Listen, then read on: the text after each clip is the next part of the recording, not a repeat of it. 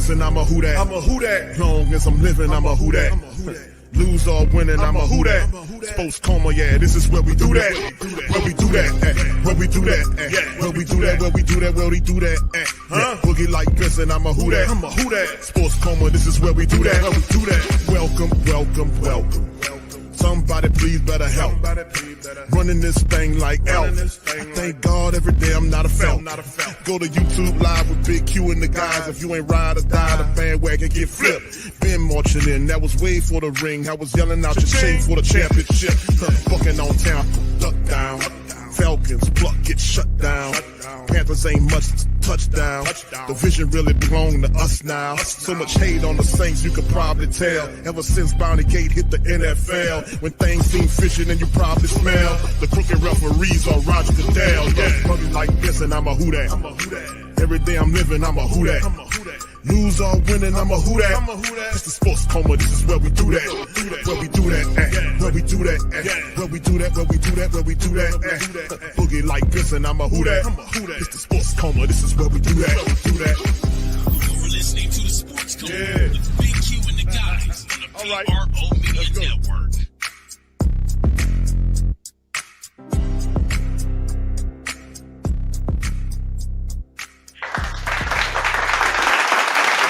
All right. Shout out to the mighty Who Dat Nation. Welcome, welcome, welcome. And now rocking with the Sports Coma with Big Q and the guys, where we have intense, entertaining, educating, and enlightening sport talk from your favorite sports fam. Shout out to the fam. Appreciate y'all for being in this episode of the show. We up in this thing. Shout out to the fam. Y'all do me a service by spiking on that like button. And if you're not a sub, feel free to sub up and join the Coma today, baby. Shout out to you guys. Appreciate y'all for being in the live on this one, man. Listen, it's Sunday, man. It's a non-football Sunday, and I still want to be able to talk some news and notes over with the black and gold, man. But a lot of stuff has happened today, man, and it's starting to get really interesting, man, as we kind of pivot to some let's kind of move, get to this, man. Let's kind of put the standings on the screen, if y'all don't mind, man. This is what we're dealing with currently in the Who Dat Nation, man. We know a couple of things have happened with the team, with our rivals. As you can see in the NFC South right now, the Buccaneers, they lost to the Bills today. We'll go over the numbers. Carolina won. They beat Atlanta, and Atlanta 3-7. So the Atlanta and Saints line up with a matchup this upcoming week, and it's going to be in a dome, which means that the Saints have an opportunity to beat the Falcons and basically drop the Falcons to the cellar. So they having some stuff.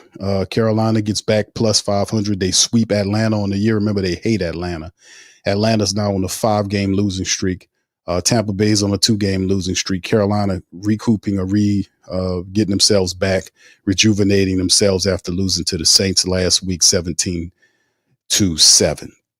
So anyway, with that being said, let's kind of open up with some of these scores live time, right? Some of these games is happening right now in the NFL, and this is a few of the games going on currently, as the Seahawks right now are losing to the Rams, two really good teams out there in the NFC West.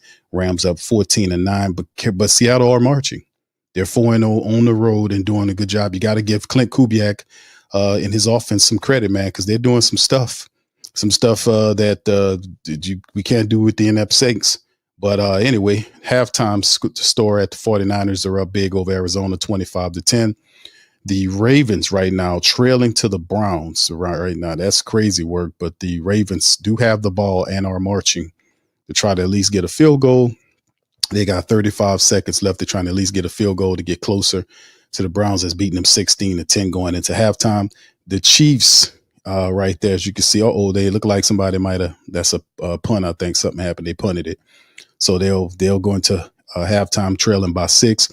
The Chiefs are tied up with Sean Payton's Broncos. Sean Payton 8-2 and 5-0 at home. The Chiefs trying to get up off the snide, man. They tied up 6-6 with them before half.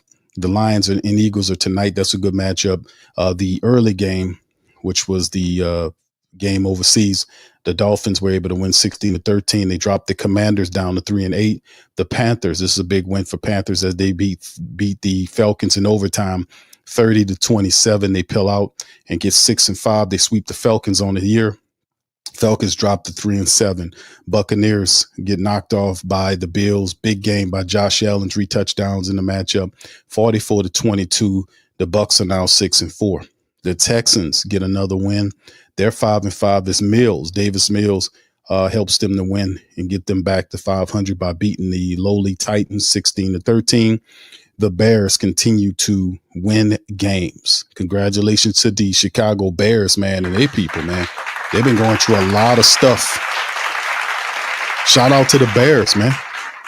The Bears people have been going through a lot of stuff over the years, and it's good to see that they finally getting some success and feeling some winning there. They have won 19-17, beating the Vikings. They're now 7-3. How about the Bears? The Packers got a win 27-20 over the Giants, who fired their coach last week. The Bengals injury situation is not helping them. The Steelers get a win 34-12. And of course, you see the Chargers knocked off by the Jaguars 35-6. Trevor Lawrence 14-22 for $153. They were able to get a very good win over the Chargers, man. And of course, the Thursday matchup, the Patriots continue their winning ways. They're not beating the Jets 27-14. So that's pretty much where they stand right now. And it is what it is, man, to be quite honest with you, in the NFC, AFC situation. So anyway, let's kind of show this screen right here for the family members. This is the conference NFC's standings right now. As you can see, the Giants are the worst team. They're 2-8. The Saints are, 2-9. The Saints are 2-8. Washington is 3-8. Falcons are 3-7. Arizona 3-6. Dallas is 3-5, and so on and so forth. So that's currently where they stand. And of course, if you take a look at where you line up in terms of the first round draft pick, you can see the Saints are now positioned 4th behind both New York teams. How you have 2 teams, New York, and both of them got almost the same record. Both of them are bad. They have 2 shots at a Super Bowl, and they're 0-2 in that regard. Both teams are losing. The Titans are the worst. The Giants are 2-9, 2-8 are the Jets. Saints tied with them. You have the Raiders, who are 2-7. Cleveland's 2-7. Commanders are 3-8, 3-7, 3-7. Falcons 3-6. Arizona 4-7, 3-5 or Dallas. So these are a lot of teams right now. But right now, the Titans are back where they are last year when they got Cam Ward. Now they'll probably be positioned up for, right now, currently the best pick in the draft. The Giants also lining up for that pick. The Jets, who are upstairs, these are the same teams that were bad last year, fam. That were some of the worst teams in the NFL. There's Titans, Giants, and Jets, all these top teams. The Browns was in the mix. The Saints are now there as well. These were some of the worst teams last year. And then here we go again. Parity my foot. Unless you do something with these picks, man, and add to it and get coaching around it, man, you can have first picks and high picks till the days grow long. It won't help you if you don't know what to do with those picks. That's the bottom line, right? So anyway, let's keep it moving, man. I wanted to share that with you, man, as we go. Got a few news and notes I want to touch on for this Sunday as we get going in the broadcast. Y'all hit that like button. We up in this thing. Shout out to y'all. I see y'all. Updating the Saints 2026 free agent at the Week 11 bye. Shout out to Jeremiah Tribe, Saints Wire, kind of giving us an update on what the class of 2026 is. And this is the full group of players. Now, we know some of the more interesting players, like we was talking about, Rashid Shaheed, that pretty much took care of itself. The Trevor Penning thing, we knew he wasn't coming back. But, you know, the Saints, like we said, the Saints are positioning themselves to do a great amount of work through their drafting. So if they're going to do the draft bill, that means pretty much that it's going to be a while before the Saints, rise up and do something different, simply because what happens is that the Saints have to be able to, they would have to be able to then choose the right players and then take those players and successfully acclimate them into their system.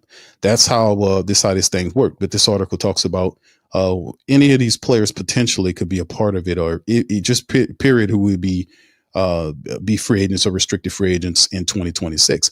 So here we go. Exclusive free agents, Kai Kroger, 29.1% of the snaps. Do a lot of people feel that Kai Kroger had to earn the opportunity to come back as the Saints punter, or should we go in a different direction? Even if he's an exclusive rights free agent, I think Kai Kroger's done very admirable. And I think he should earn an opportunity to get another contract. Now, he still should get competition. You know what I'm saying? He should also have competition along with that. But nonetheless, I also believe that he has earned that. Zaire Mitchell-Payton, who is got 8% of the snap, 18% of the snaps, was a person that they picked up from the Ravens. He had an opportunity to play. He caught a pass last week against the Carolina Panthers, and it's good to see him. He's kind of an athletic blocking style tight end, which was a good pickup. I think we could definitely use him. I think Jake Stahl was really not handling his business. He's non-athletic. He wasn't blocking very well, and I don't understand why he was getting more reps and snaps than Taysom Hill. I challenged that, and then last week, Kellen Moore changed it. He activated Zaire Mitchell-Payton. He played Taysom Hill more and gave Taysom more reps. And you've seen them using their tight ends a little bit more. But, yeah, Zaire Mitchell-Payton's there. But also don't forget Matavo's there. You want to also develop one of your 7-round draft picks. And Matavo, I think he's a 6'8" person that, with the Saints not going anywhere this year, why isn't Matavo being used to develop? He's huge. He's a huge tight end prospect, 6'8". We can use that in the red zone. Cornerback Rajon Wright is also Isaiah Stallbird. I think he's the next star in our special teams rotation. He would be looking at coming back. Quarterback Hunter Deckers, offensive lineman Barry Wesley, and Mason Pline. Pline was the guy that they picked up from the 49ers practice squad. Athletic tight end with a lot of gifts. Kind of got hurt right out of the way. Had to shelve him on the injury list. But these also exclusive rights free agents. A lot of these guys are not going to cost the Saints a lot of money. The only real starter there is Kai Kroger as our starter punter. But like I said, it's going to be interesting. Pretty simple group to comprehend when it comes down to decisions. The team can either choose to bring them back or let them walk in free agency. Their projected contracts will be between $840,000 and $1 million, just over $1 million, due to the fact that they each have 2 or fewer accrued seasons, putting them in that category, while no one in particular from this group would be considered a massive decision. Isaiah Stallbird has made strong contributions on special teams, and Zaire Mitchell-Payton has seen some good reps so far. So anyway, exclusive rights. Let's move to the restricted class. Blake Grupe, almost 32% of the snaps. Restricted free agents are a bit more open when it comes to decisions to make, as the Saints could look to bring Blake Grupe back on minimum or leverage a different option with the restricted free agent tender, which lets him pursue other options. And the Saints could, or would rather, match whatever offer he gets from another team on the market, so they let the market dictate his value. Considering he has been less than amazing in 2025, his open market value is likely not all that much higher than the minimum. The Saints wouldn't likely get any compensation in return if he did leave while on the tender. Regardless, the 2 options available would be $1.1 million for the minimum, or the 2025 valuation, or a right of first refusal tender for $3.26 million. That's the 2025 valuation, right, on Blake Grupe. Now, the unrestricted class are as follows. Cornerback Alontae Taylor, who receives 93.5% snaps. Chris Rumph, the second, 34.3. Dylan Redunce at 34.1. Luke Fortner at 30.9. Jonathan Bullitt at 26.6. Jack Stahl at 23.3. Jonah Williams, 22%. Julian Blackman, 10.2. Terrell Burgess, 8.0. John Ridgway, 2.5. Michael Davis, 0.3. Hugo Amadi, 0.2. Will Clapp, nothing. And Landon Young, nothing, because both of those guys are on the injury list. This group has been extremely simplified because of the trade of Rashid Shaheed and Trevor Penning. Alontae Taylor now becomes the biggest priority, and despite the team attempting to deal him at the deadline, he could be someone they attempt to keep, given their talent disparity at the position. Now, Julian Blackman may also be worth bringing back on a decently cheap deal to see where he can bring at the table at safety. Any of these players left for a deal of $2.5 million or more would qualify the Saints for 2027 compensation. So the big, like you said, you look at the unrestricted class. Alontae Taylor most certainly is coming back. I'll be surprised if he doesn't come back. Chris Rumph, most of these guys are going to be cheap. Dylan Redunce, Luke Fortner, Jonathan Bullard, all these guys are key reserves. All of them are relatively inexpensive. So you don't really have any expensive free agents outside of Alontae Taylor, who is seen as a jewel in Brandon Staley's defense. He's the star type player, moved around. He's really good dropping into coverage to make plays. Even he's really comfortable blitzing like a little linebacker in there, going after the quarterbacks, really good at that. So Alante, probably the most expensive player that they'll have coming out of the gate for free agency. So I don't expect the Saints, and a lot of people don't expect the New Orleans Saints to approach the situation spending a lot of money in 2026. But it's simply, it simply is what it is in terms of their philosophy.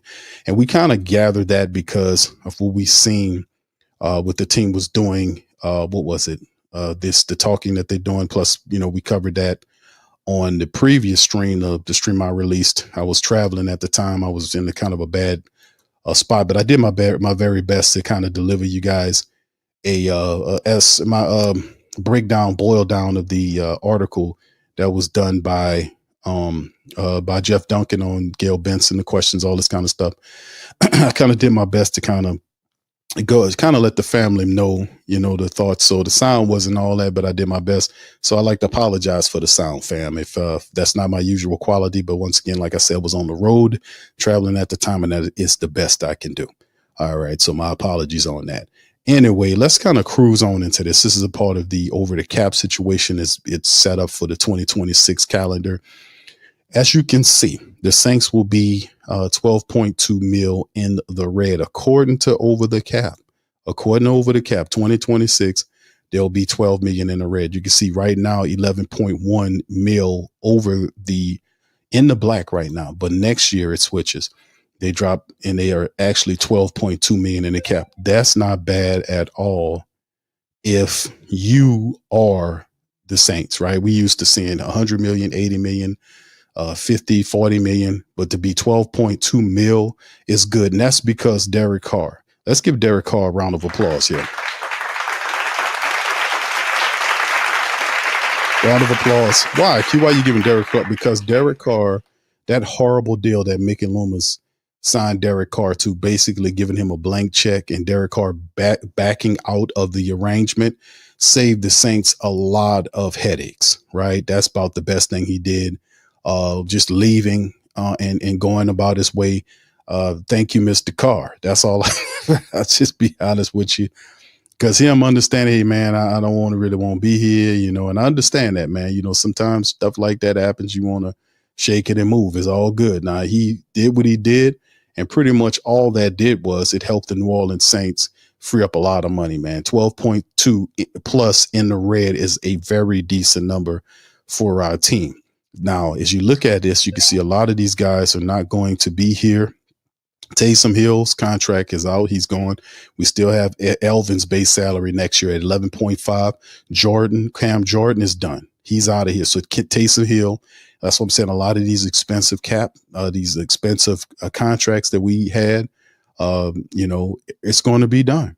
Taysom's going to be, his contract will be done. Cam is going to be done. You can see DeMario's going to be done. Foster Monroe is going to be done. So some of the top contracts that we have, that we owe money on this year, is going to be gone. So you'll be basically without the leadership of Cam, DeMario Davis, even Foster Monroe to a degree, their contracts fall off and void, and you will have a radically younger team, right? You'll have a radically young team. So Elvin will still be here with his 11.5 next year. Eric McCoy will be here with 10 million a season for McCoy. So Kamara, McCoy, Chase Young's 14.8 is more. You'll see some restructures. Mickey Loomis does it every year. He's not going to stop doing it. Granderson 10.7, Cesar Ruiz at 9.5, Juwan Johnson at just over 9 million, Kelvin Banks. And this is base salaries, right? This is the base stuff, right? That I'm giving y'all at. But you look at the guaranteed salaries of what they're getting there over here. Chase Young's guaranteed $9 million a year. Curl at 5.4. Chris Olave at 15.4 is being guaranteed. He's working on a contract extension right now, and he hinted on that at this interview. I'm gonna play that momentarily for the guys. But you can see 15.4 by Chris Olave, 9.5 by Cesar Ruiz, Juwan Johnson just over 9. Kelvin Banks is just over $1 million, so on and so forth. Justin Reed at 9.2. Shepard is still here at 3.9. Brian Brissy is 2.4. Brandon Cooks is still here at 5.9. Pete Werner still here at 6.2. Divine Gacho is 6.4, and so on and so forth. So you'll see some of these guys, these big salaries, but nonetheless, Mickey Loomis will definitely rework some of these contracts and free up some money. But 12.2 million in the red is not bad for the Saints. We've seen this before. But with Derek Carr's contract falling out, Taysom Hill, Cam Jordan, and Demario Davis, and all these other guys, those are the biggest contracts that we currently have, and put the Saints in rarefied territory in terms of them moving and getting really young really fast, right? So, that's what we'll be dealing with. All right. Anyway, let's keep it rolling in this thing. By the way, the Rams have kind of gotten closer. Actually, the Seahawks have scored. The lead is now 14-12 Rams way. All right. Anyway, let's keep it going, man. Shout out to you guys. Let's start off with the Drew Brees interview for Drew from WWL. They did the segment where they talked to Drew and about what he thinks about what's going on with the black and gold and the Saints. Here we go. It's our special quarterback to quarterback segment with Drew Brees and the Cajun Cannon. There's only one problem with that. Cajun Cannon, Drew, he wanted me to tell you he's going to miss not talking to you this week, but he got to go see the grandkids in Chicago. Got to go see T-Bob. T-Bob's there in Chicago now with Barstool Sports. So he told me to tell you, hey, I'm going to miss him, but I got to go see the grandkids. That's all right. I'll forgive him just this time. All right. Drew, watching this Sunday and seeing Tyler Shough, how poised he was. He had a really good day. He threw the football, and we all knew about, great size, the arm strength, but it was his processing information, his ability to find the open man downfield. Your thoughts on watching him this Sunday with a big win against Carolina? Yeah, look, it was an impressive performance, and he's one of those guys who's only going to get better each time, he gets a chance to go on the field. That's the only problem. The only tough thing about the quarterback position is only one guy can play, and you need the experience and the repetition just to develop confidence and all those things that come with it. So, nothing replaces experience. So with each and every snap he gets, the better he'll get. And I think it's one of the reasons why he was drafted, and why we liked him so much was, 7 years in college, right? Unfortunately, a couple injuries that sidetracked, a couple of those years, but just a ton of experience being around some great coaches and some great systems. And I think that was really the scouting report on him coming out was obviously he's a big, strong athlete. He can make every throw. He can make plays outside the pocket. He's tough to bring down, but also just, I think his command of the offense and his poise. And I think you saw that on Sunday. Drew, what surprised me, I knew he was a good athlete, but I didn't see his ability to get away from pressure like we saw Sunday. And one play in particular, when you look at that, that play to Juwan Johnson, that 52-yarder, okay, they got him, he's in chase now, okay? They after you. And he finds him downfield. He was cool under pressure. Pow! That ball comes out of there, and Juwan makes the big play, and you get in for the score. That to me, it shows a lot, because a lot of times with young quarterbacks, they want to run around and they run right into pressure instead of trying to avoid it. And on that play, man, you saw the pocket presence of Tyler Shough. Yeah, for sure. And that's something, especially with young quarterbacks, it typically takes time, to develop that comfort level in the pocket to stand in there. And then also just to know when to abort and be able to, get outside the pocket and make plays. I think a lot of times young guys kind of abort too soon, because they're kind of used to making those types of plays in college. And no, look, I think kind of his size and stature, promote itself to just, being able to stand in there, really see it, stand strong and deliver the ball down the field. But also, he's a good enough athlete that, when things break down, he can get outside and make plays. Yeah, we covered that on the broadcast, man. Tyler Shough, man, on the Patreon. Shout out to the Patreon Champions YouTube membership family. Man, he was that was the impressive thing that I seen from Tyler Shough. And we knew Tyler Shough could move. We knew Tyler Shough was an athlete.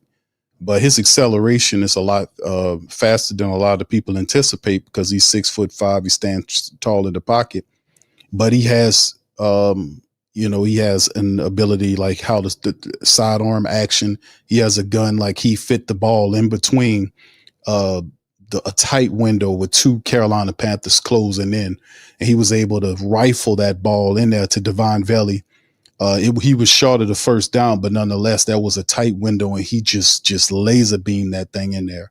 So he shows the propensity to be able to launch the ball down the field. As you can see, that offense is very favorable to his style of throwing, because he's a big quarterback that has to throw the ball. He has to get vertical, and the Saints have to be able to know that. and stop doing all this east-west stuff until you open the defense up, meaning when you start hitting them downfield and you're attacking downfield, then you can east-west these guys, draws and all this kind of stuff. When the safeties are back and guys are rearing back, then you can kind of slice and dice them or go inside, whatever you want to do. Or if you're running 3 or 4 wide receiver sets, you can have a couple of them going vertical and some of them hitting horizontally. However you want to have it, you could be able to confuse the defense. But you should have the option of having a throw downfield. He missed one in the game. I covered it on Patreon, showed the family members, but when the pocket crumbled and he was able to, field the pocket, like I showed a segment where you could see he was looking downfield and you could see the right tackle, Asim Richards, was getting not beaten, but he was getting moved closer. But Tyler Shough wasn't looking in this direction, but he shifted away from it. And I was like, look at that. He's exhibiting feel for the pocket. And listen, a lot of quarterbacks don't have that. You can't teach that. That means instinctively he can feel.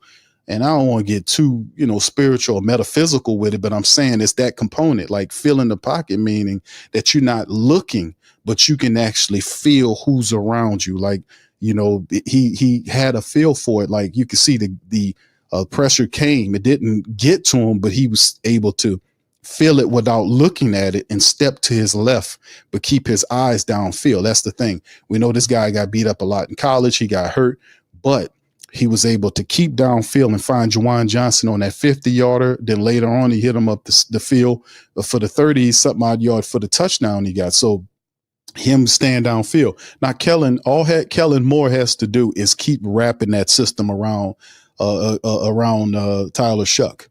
He, keep wrapping that system around him and get other guys involved, like use Elvin more as a wide receiver. We don't have a bona fide number 2 right now. So we need to kind of see if we can fit Elvin there. We can throw Taysom in the mix. These are guys that can do multiple things for you on offense. Use Devin Neal more in confab with Taysom and Elvin on the field. You see what I'm saying? And just use, if you can find a way for Divine Belly, I would put utilize Matavo's size in the red zone as well, and just keep it pushing and keep it moving, man. But good praise from Drew Brees. One of the things, and talking to Bob about this, and it does happen. Once you get a few games of tape on you, how they adjust to you, and you got to adjust. Because now they're going to try to take away the strength of a quarterback, and you kind of have to counterpunch in that variety. Right. Yeah, you're always trying to dictate the tempo of the game to the defense. And a lot of that's done with tempo, and that's how you create rhythm for yourself, but it's also how you keep a defense off balance. And in most cases, it keeps defenses more vanilla because they just don't want to get caught out of position. Right. But look, there's going to be times where hey, they're gonna have a chance to dial something up on you. They're trying to, kind of move you off your mark, so to speak. Defensive lines always talk about occupying that space 3 to 4 yards behind the center. That's the area where quarterbacks typically like to step up. So how do they, kind of get pressure in your face? Maybe have you second guess, your vision down the field, and again, maybe make you abort too soon. So yeah, that's the cat and mouse game that you're always playing. But it's also why you move the pocket too. You move the pocket with your nakeds, your bootlegs, your play action, your sprint out game, your screen game, just to keep the defense off balance. One of the things in this game, you rushed for over 120 yards. It wasn't a great average, but you continued to run, and you know it as well as anybody. That running game is such a great addition when you're a young quarterback that they got to respect that. And man, Alvin drank from the fountain of youth over the weekend, and man, he looked on a couple plays like, man, that looked like the Alvin Kamara we had seen earlier in his career. Well, look, you bring up a great point. I'm glad you said that. To me, it's not about the average, per rush. Because the reality is when you turn on NFL games is it's typically 2 to 3 yards a rush. And then if you break a big one, that kind of helps your average. But it's really, you kind of just come to expect and embrace the fact that 2 to 3 yards is it's getting you into more favorable third down, situations. It's possessing the ball. It's, utilizing the clock. It's resting your defense, but it's also just, gradually kind of slowing down the defensive front. So it really does open up opportunities for you in the pass game later on. And especially it's a war of attrition. As the game goes on, those 2 and 3 yard runs turn into 3 and 4 yard runs and then give you the opportunities to break it open at the end. But I think too, for a running back, just getting into a rhythm right, of, carrying the ball consistently or touching the ball consistently, I think it just gets them into a better frame of mind and allows them to be most efficient too. I think, unless Drew Brees is that's game, right? He's speaking church. But, like I said about the Alvin Kamara situation, I think he had a better running game because the Saints offensive line were better blocking. As crazy as that sound, fam, and y'all know it sounds crazy. We do the tape every week. When you look at what the Saints was able to do from the running back perspective, they were moving the defensive line out of the way, and that deserves a lot of respect because the offensive line is the crazy thing is in this particular game, like Elvin had what, 82, 83 yards off of 20 something odd carries, which, and he was running on angles, he was able to make guys miss. He was able to climb and get 3 to 4 yards in his pocket. So it wasn't the customary Elvin hits runs hard into a hole, into a closed door and picks up 2 yards. Like it wasn't no easy 80 plus yards. It wasn't. But the reality is the Saints offensive line really did block a lot better. And like I said, the crazy part is they had 3 reserve linemen there. You got Luke Fortner, who's starting for Eric McCoy, who's done for the year with another injury. You have a left guard, which was Dylan Redunce, that was playing for Penning, who was traded to the Chargers, who lost, by the way, today badly. Then you had Asim Richards, who the Saints traded for earlier in the year, playing at the right tackle position for Tyler Fuaga, who has a high ankle sprain. So with that being said, that was very difficult to say the least, man. So in the end, what occurred was we seen some very, very interesting offensive line work. They were able to push them guys off there and do some positive stuff. Let's get back to Drew. One of the things, Drew, is everywhere I go now is, man, do we got something here? Maybe, we got something here with Tyler Shough. I said, okay, we might. Okay, we're a few games away from that anointment, but how well the defense played, because you knew going in what you were going to get. You were going to get a fistful of Rico Dowdle in a running game with the Panthers, and the Saints were able to shut that down and basically say, hey, I don't think Bryce Young can beat me, and he couldn't. Yeah, look, it was great to see that. It's what every defense says, hey, stop the run, but it's much easier said than done. But look, I think that's, and we got some guys on the defensive side of the ball that stepped up to that challenge, and I know that was the priority going into this game. And so that was great to see. And look, if you can make the opposing offense one-dimensional, that's really what you strive for. The other thing too is this is a financial game. No matter what, there is a financial part. And when the Saints traded Rashid Shaheed away to Seattle, it was telling you if we're going to play any wide receiver, it's going to be Chris Olave. Comes up big in this game, a big 62-yard touchdown, over 100 yards receiving. And I'm glad to see it because you think about all the concussion issues he had and what it does for you, not so much physically. We all knew Chris Olave could play, but between your ears. Yeah, look, absolutely. Psychologically, look, I think anytime you trade a player who I think going into the year, you especially with those 2 speedsters in Olave and Shaheed, you're sitting there going, okay, these guys blow the top off. We got other guys that can kind of dominate the intermediate game, and then all of a sudden, you make a business decision to trade a guy like that. It does one of 2 things: either the guys take that as, hey, well, we're not as good as we were because we lost this guy, or hey, it's time for everybody else to step up, and it just means more opportunities for the rest of us. And let's go show them what we're made of. And I think that's what we saw. You saw some young guys really stepping up. Obviously, new quarterbacks, you're kind of reestablishing the identity on offense. But then a guy like Olave, who I think we all have high expectations for. We drafted him in the first round a few years ago to kind of be the guy, right? And so anytime you come off a game like that where you make some big plays, that was really encouraging. True. After you had a 4-game losing streak, then you get a win. Let me kind of address that, man. What's interesting is like the Saints had a choice. Like coming into the season, we were like, okay, we have Rashid Shaheed was up for a contract this year. They still had Chris Olave on an option for next year at $15 million.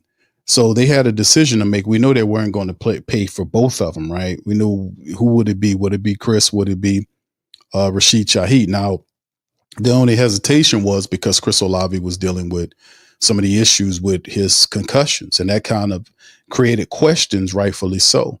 But Chris Olave has not, since Michael Thomas was healthy that season, had a decent partner to complement him, right? Rashid Shaheed, and like I said, I could tell the difference when you have Chris Olave because he has top 10 talent, but I don't see Chris Olave as a number 1 guy per se. He needs to have like somebody to pair with him. Although I do believe he has the skills of a number 1, like he has the speed, he has the intelligence, he has the hands. but I really do think that he needs a really good partner, a dancing partner. Like he needs a really good number 2. I don't know if that's Divine Belly. I have not seen enough from Divine Belly to justify me saying Divine Belly is that guy. But Chris Olave has woken up. He's silenced his doubters for a bit. And with Rashid Shaheed gone, we know that the Saints they're not going to risk not losing him. So Chris Olave's been very giddy online and smiling and laughing because he know a big contract coming. I don't know if it'll be as large as the wide receiver from the Jets, Garrett's contract. I don't know. But then again, you never know because Mickey Loomis is the one making these contracts. And Mickey Loomis, I have zero faith in Mickey Loomis at all. He does some of the most mysterious, weird stuff that you could possibly think about. So I don't know if I'm willing to bet how much the contract is going to be. But we shall determine. We shall be seeing that as soon as possible. And, okay, you got a little confidence. Then bang, you get a bye week. Your thoughts on that? To me, man, I would want to continue to play. Okay, we got something going here. Understand you need to take a little break and everything, and that's why they have the bye weeks. But to have it after, okay, you had that long, not being able to drink from the water. Now you got a full glass, and now, okay, you will play this weekend. Yeah, for sure. Yeah, there's always that balance. You don't want to break up your rhythm, but at the same time, my week was always an opportunity to recharge the battery. It's the midway point of the season, so probably a good thing for a lot of the veteran guys, especially. A week to get the bodies right and then make another run at it. Right. Shout out to WWL with that, man. I think the reality is like what Drew was talking about, man. Totally agree with the bye week. When the bye week hit, I was cool with it because you definitely need that, and that'll benefit some of the older players we have, like Drew said. But to kind of think about it, like going forward, can some of this be something that we bring forward? Because if you can wrap the offense around Tyler Shough, because I think a lot of what was going on with the Saints offense was Kellen Moore and Gus and Garrett and Doug Nussmeier. Actually, I think they were the problem because they play calling did not look good at all. It would be weird, mysterious calls. I don't like Kellen Moore's play call. I'm gonna say the majority of the time, because a lot of times they don't move as effective as you would like to see them move. Like you'll see a mysterious call, like if it's 3rd and 8, they'll do this stupid draw play. They do these weird, stupid calls at times, like scratching your head, like, why are you doing that? So I haven't quite yet got used to Kellen Moore's style, his play style or play calling style. You see what I'm saying? But that needs to be the focal point. If you watch on tape and allow Shough looks really comfortable just attacking downfield. That's what he does well. He could do the check down stuff and the intermediate stuff, but when he rips that ball downfield, you need to be able to have more plays designed where he gets the ball upfield. It seems to be some type of synergy and chemistry developing between him and Olave, between him and Jawan Johnson. But if you're the Falcons, you just bracket him, Chris Olave, and force somebody else to beat you. Who's that guy going to be? We need to be able to bring out another one of these wide receivers, whether it's Divine Belly. If Divine Belly is going to be around for a couple of years, we need to see what he can do. He's a non-factor. Mason Tipton is a guy with ability. He's a non-factor. Cooks is just there, and Cooks is still under contract next year, like I showed. So I don't know, with the whole Cooks thing, he's a non-factor. So if you're the New Orleans Saints, you're going to have to get somebody involved, whether it's Taysom Hill, whether it's Alvin Kamara. I need to let Devin Neal play more too, so you can use Kamara in these capacities. But you do have enough weapons where you can be able to spread out the offense and keep it lively. Now, like I said, the offensive line looked a lot better. They were pushing Carolina's defensive line off the line of scrimmage. They were opening up lanes and opportunities for Alvin Kamara and Devin Neal to run. So they were doing some positive stuff. Now, they weren't always perfect. And you got to remember, that's 3 linemen banged up. Tolly's out with a high ankle sprain.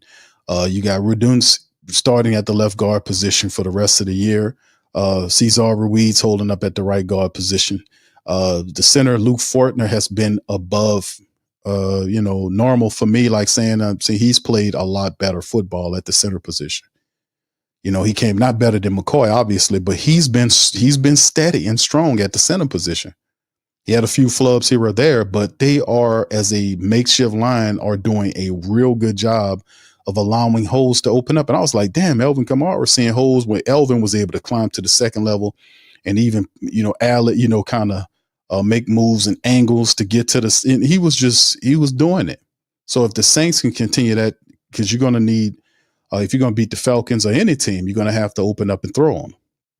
And the Saints going to have to bring that fun style of play back to the team. Anyway, man, I'm looking at the Browns game, man. Shedeur Sanders is in the freaking game. How about that? Shedeur Sanders had an incomplete pass, but Shedeur Sanders came in for Dylan Gabriel right now. I'm watching the game, the Cleveland game right now.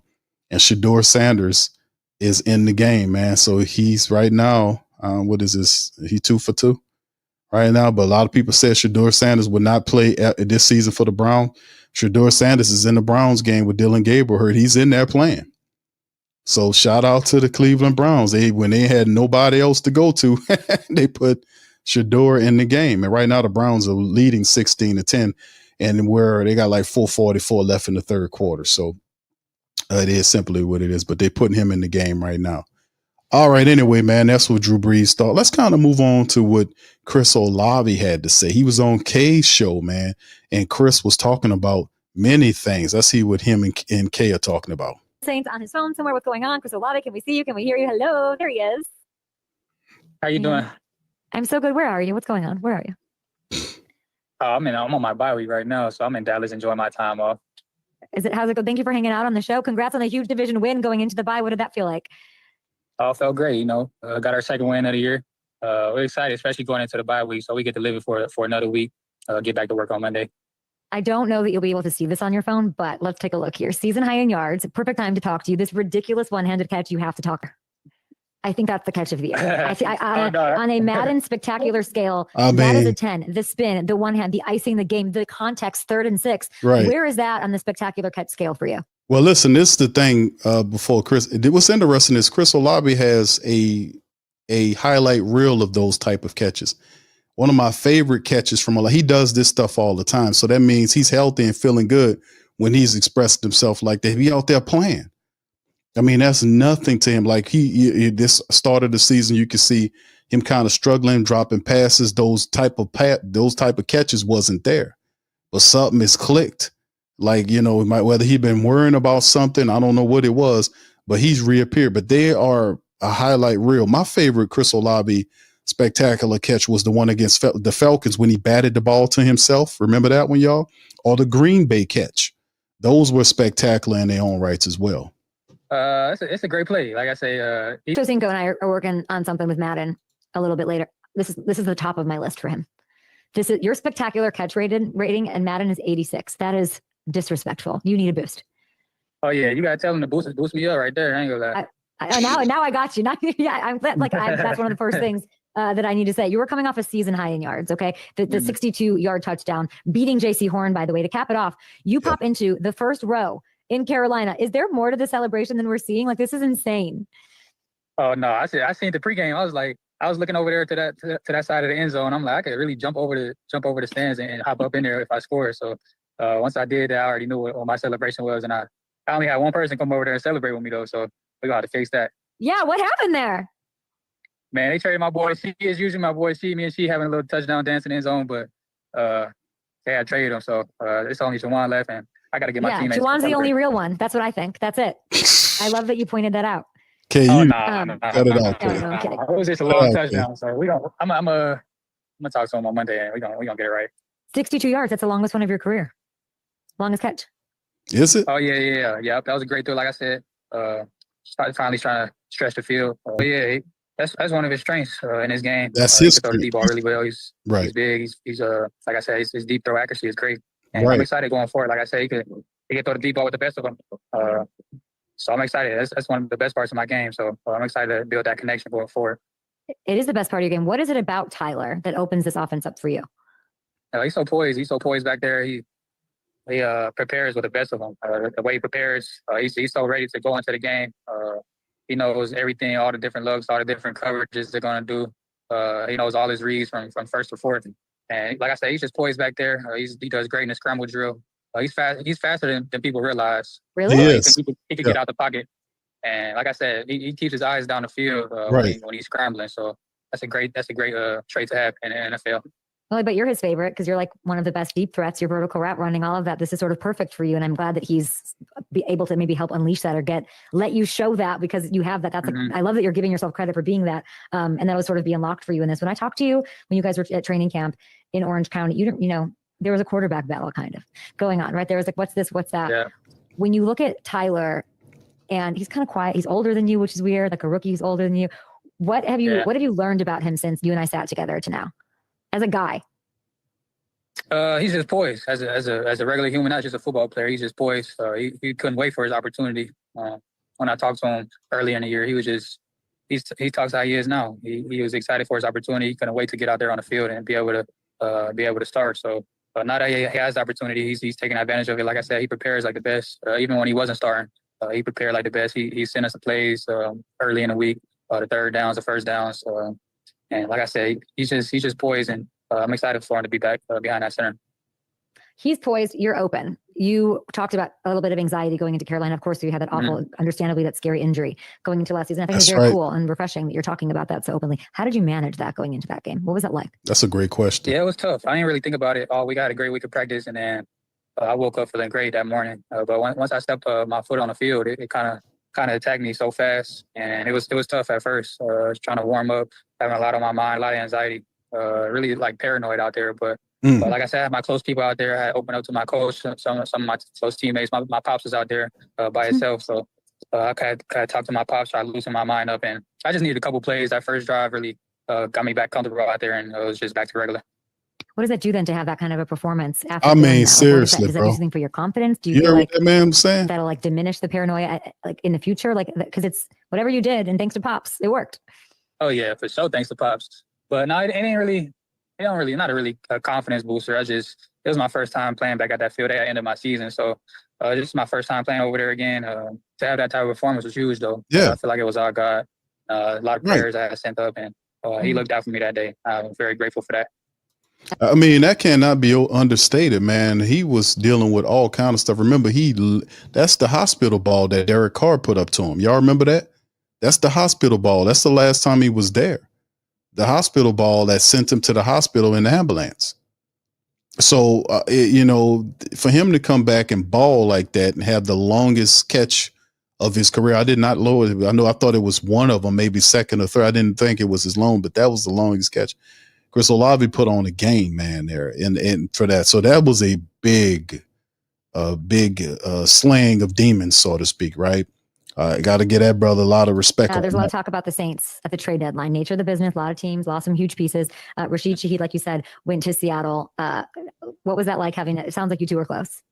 Oh, yeah, that was my boy. We came in together, 22 draft class. He was undrafted, though, but it was huge. It was tough for me all week. It was tough when he got traded. It was like one of my best friends on the team. We had been through the fire together. Not an ideal situation, but we had leaned on each other every day, especially this year, being 1-8 before he got traded. It was tough, going into the building. But we're professionals. We still got to perform our best. But we lean on each other. We push each other. He's like a brother to me, and I'm excited for his new opportunity. Though I know he's gonna shine out here.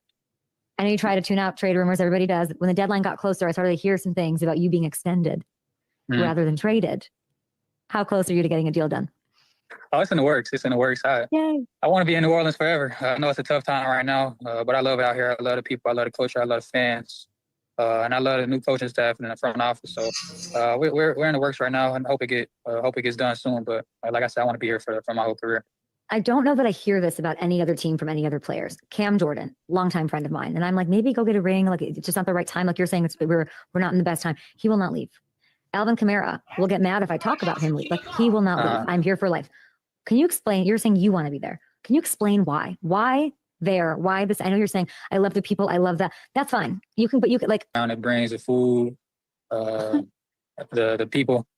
I just feel like it's home. It feels like home to me. I don't really want to chase nothing like a ring or go into a good team. I feel like we could build that here, especially with the new coaching staff, Kellen Moore, everything he brings. I feel like a shift of energy in the locker room and around the players. I feel like we're a lot closer.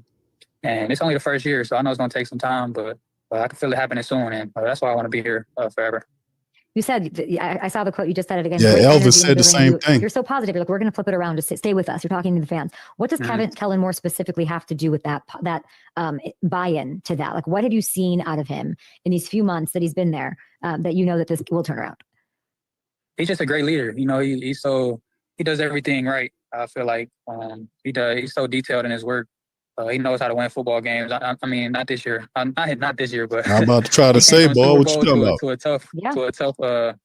To a tough situation. With that Russell, it's just a year, but just the way he carries himself. Even being 2-8. I know it's tough. I know he's so frustrated. I know it's taking a lot on him, but just the way he leads the team means he leads the team just with just such great energy and just moving on so quick and try to move on and get some wins. I feel like he does a great job at that, and I'm excited moving forward. Did you watch the game last night at all? I watched a little bit. I seen my boy Trey had 3 touchdowns. Tell me, this is your Buckeye teammate. A lot of fans in the NFL getting to know him in the national way. What do people need to know about TreVeyon Henderson? Nah, that's just a start, man. I seen it. I was a senior when he was a freshman. I think he went for like 1,200, 1,300 yards his freshman year. He'll do good, bro. He's a special player, but even better human.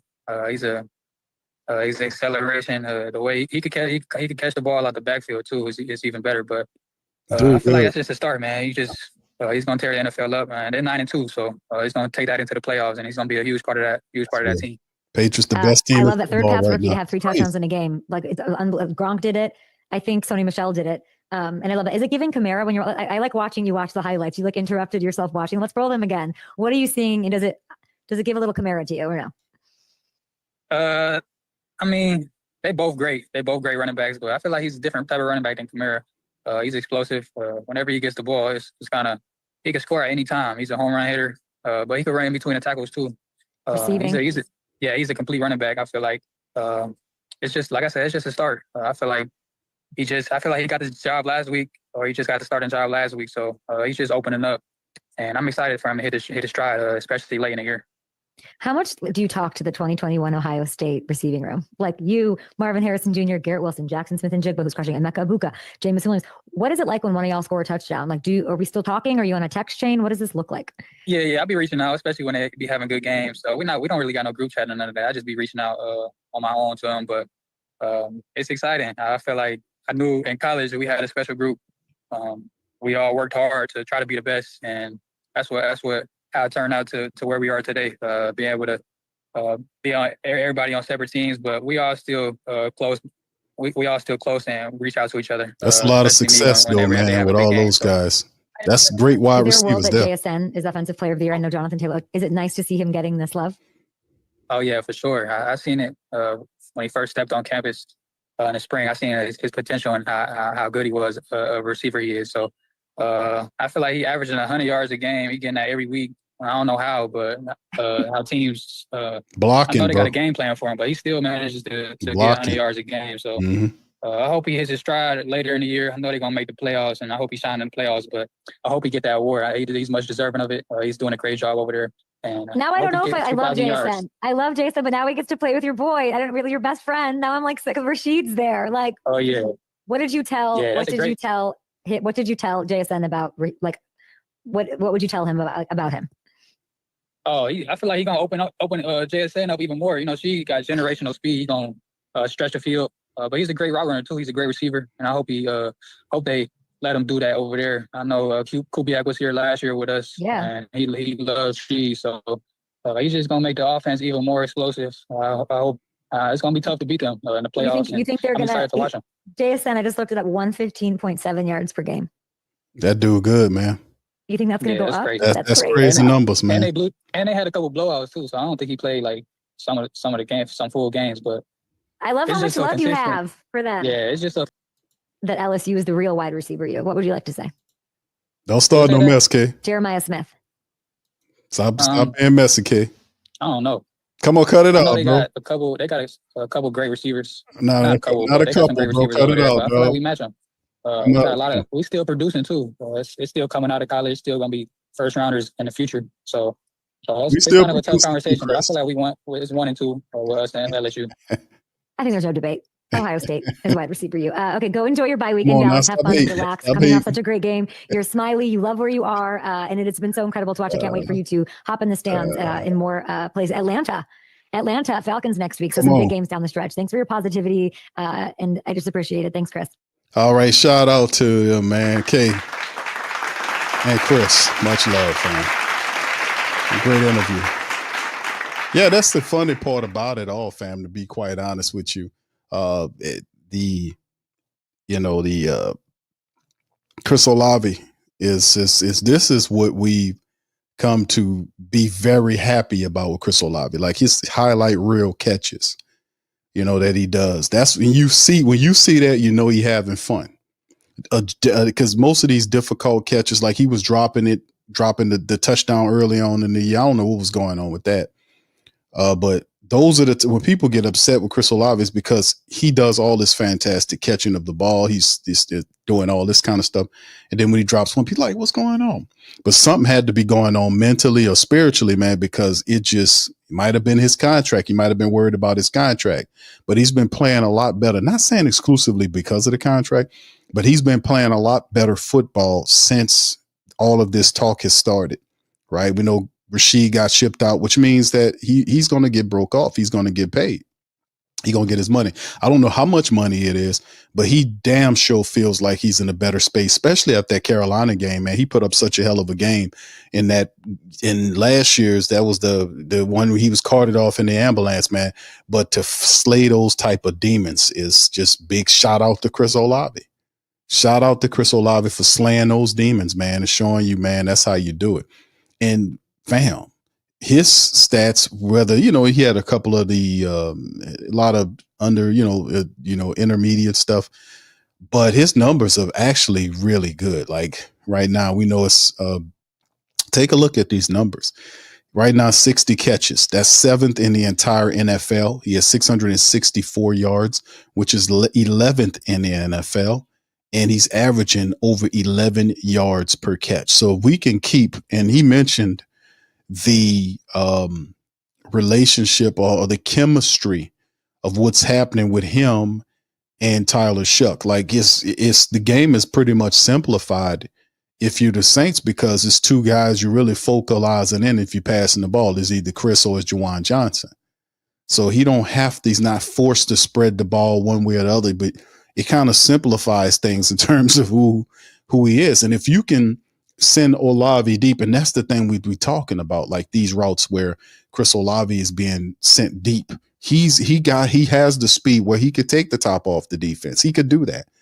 But, we won't truly see that offense flourish until we're able to kind of pull, themselves and add some more talent to the team. And remember, Olave wasn't in the grand scheme of thing, and perhaps the Saints might have that guy. I'm not certain on the team. Remember, they did send a pick to get Jalen Polk and add him to the team. Now, he's not a speedster, but he's a very temperamental wide receiver, meaning this guy makes the nastiest catches, like physical catches, like, right? He ain't super fast, but he does make these catches. That is like respectable catches. He blocks, and he's a tough as hell, tough as nails type of wide receiver. So they really big on Jalen Polk. He's just 23 years old, and he was a former 2nd round pick from 2024 that they picked up. That could be the Saints.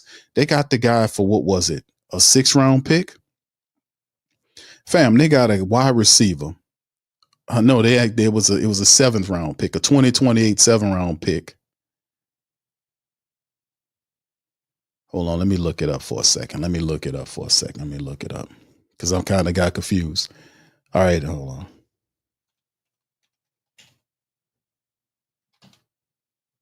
All right, I got it pulled up here.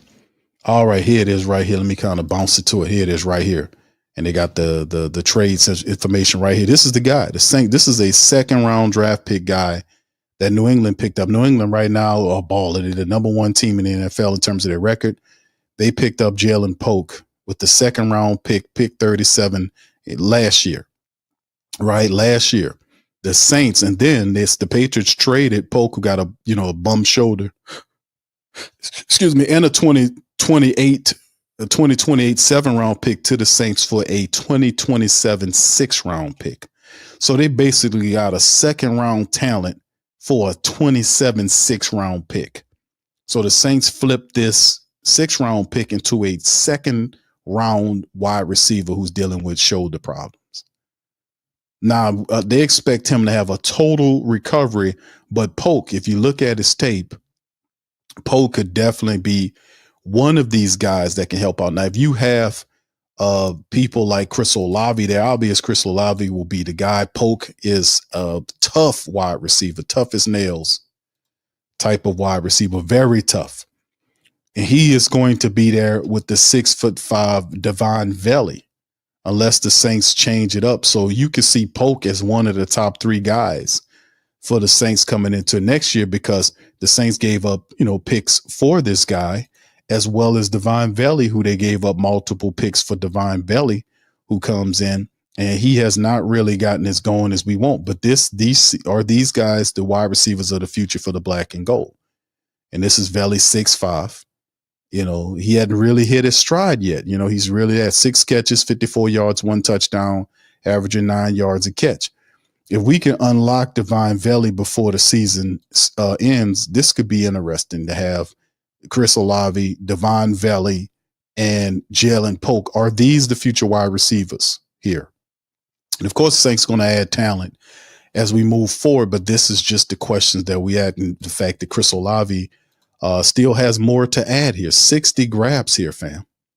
60 grabs right now. Is he lining up for his best season yet? Let me just kind of jumping into that, band that we covered his news report, or his video rather. Look at this. He has 60 grabs right now. That's more, obviously it's more than what he did in 2024 because it was shortened because of the injuries. He more certainly is going to catch the 72 he did in his rookie year.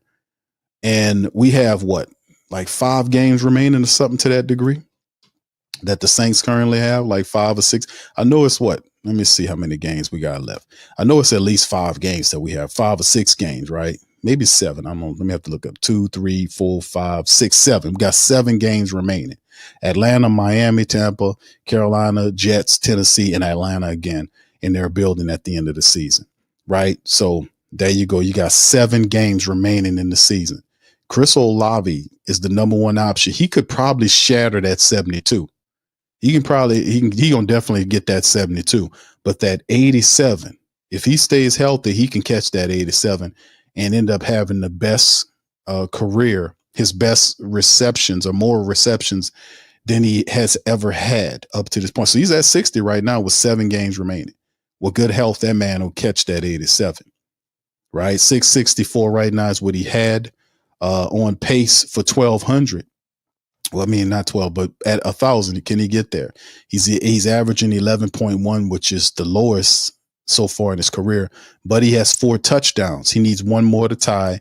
And could he get more touchdowns than 5? I think he will do better than 5. I know he'll get 72 catches. So at the very least, he'll have his 2nd best reception season. So Chris Olave is on his way with a contract and could very well, with good health, catch the 87 catches that he had back in 2023. He'll get the 72 from his rookie season. Anyway, the bottom line is he's setting himself up for a very positive year, to be honest with you, after a lot of difficulty, man. So credit to that man, slaying those demons and those dragons in that last game like he did. That can never be understated, right? All right. So anyway, with that being said, fam, I'm going to get ready to get out on that. I appreciate all you guys for being in the stream. Do me this service. Please feel free to hit the like button, hit the subscribe button, and by all means, feel free to share the show on your social media feed. Our data is recognizing that there's a lot of family members who watch the Coma who are not currently subscribed. Please do us a service by hitting the subscribe button now and checking your subscribe button and making this lit up.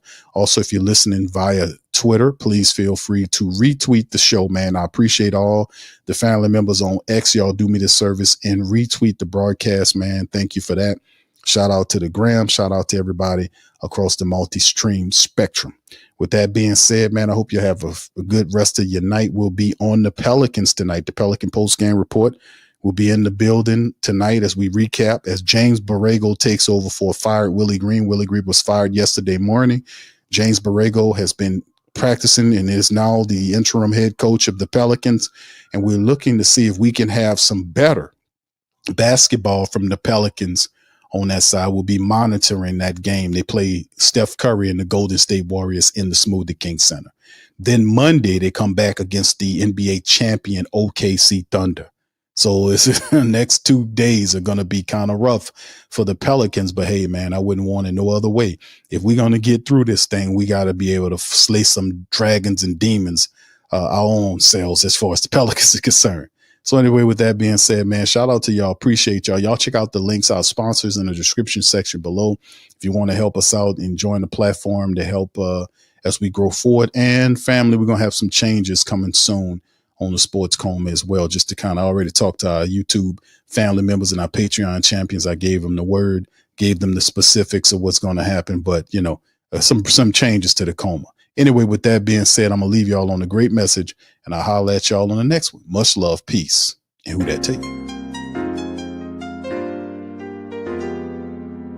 Yeah. Boogie like Benson, I'm a who that. I'm a who that. Long as I'm living, I'm a who that. Lose or winning, I'm a who that. Sports Coma, yeah, this is where we do that. Where we do that, where we do that, where we do that, where we do that, where we do that. Boogie like Benson, I'm a who that. I'm a who that. Sports Coma, this is where we do that. Where we do that. Welcome, welcome, welcome. Somebody please better help. Running this thing like elf. I thank God every day I'm not a felt. Go to YouTube Live with Big Q and the guys. If you ain't ride or die, the bandwagon get flipped. Been marching in, that was way for the ring. I was yelling out your shame for the championship. Bucking on town, duck down. Falcons, pluck, get shut down. Panthers ain't much touchdown. The vision really belong to us now. So much hate on the Saints, you can probably tell. Ever since Bounty Gate hit the NFL, when things seem fishy, then you probably smell the crooked referees or Roger Goodell. Yeah, running like this, and I'm a who that. Every day I'm living, I'm a who that. Lose or winning, I'm a who that. It's the Sports Coma, this is where we do that. Where we do that, where we do that, where we do that, where we do that, where we do that. Boogie like this, and I'm a who that. It's the Sports Coma, this is where we do that. You're listening to the Sports Coma with Big Q and the guys on the PRO Media Network.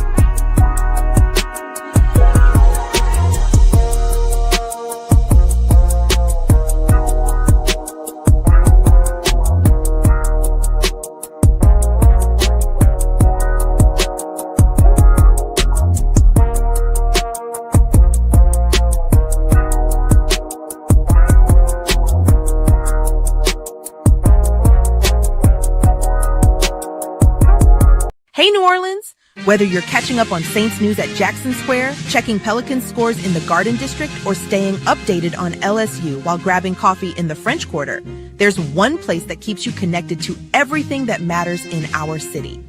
From Bourbon Street to the Superdome, from Preservation Hall to the Riverfront, New Orleanians are staying in the know with the WhoDatDaily.com.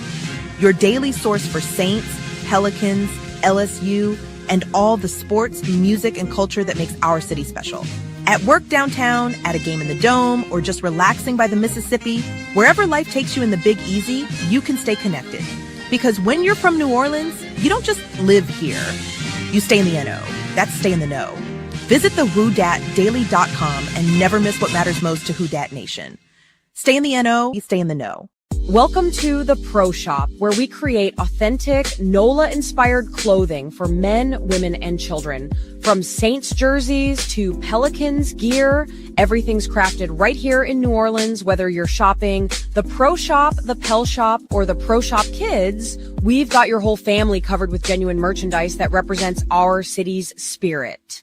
Check for links in the description section below